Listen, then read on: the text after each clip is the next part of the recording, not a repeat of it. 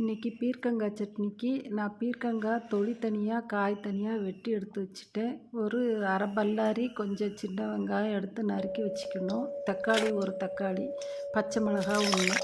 இப்போது எண்ணெய் காய வச்சு அதில் பெருங்காயம், வத்தல், பச்சை மிளகாய் எல்லாம் தனித்தனியாக வறுத்து எடுத்து வச்சுட்டு பல்லாரியை வதக்கணும்.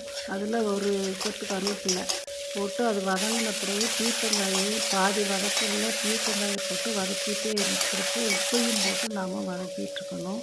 கொஞ்சம் வெந்து வர நேரத்துக்கு தக்காளியும் போட்டு பரட்டி அது தண்ணி விட்டு வரும். அந்நேரம் நம்ம கொஞ்சம் மூடி வச்சு கொஞ்சம் வேக விட்டாங்க தண்ணியும் வற்றிடும், எண்ணெயும் பிரிஞ்சு வரும். இந்த ஸ்டேஜில் நம்ம புதினா எல்லாம் நான் காய வச்சு எடுத்து வச்சுருக்கிறதெல்லாம் கொஞ்சம் போட்டிருக்கேன். இப்போ தாளிச கரண்டியில் எண்ணெய் காய வச்சு உளுந்தும் கொஞ்சம் சீரகமும் போட்டு வறுத்து அதை வத்தல் எல்லாம் போட்டு அரைச்சானா பீர்க்கங்காய் சட்னி ரெடி.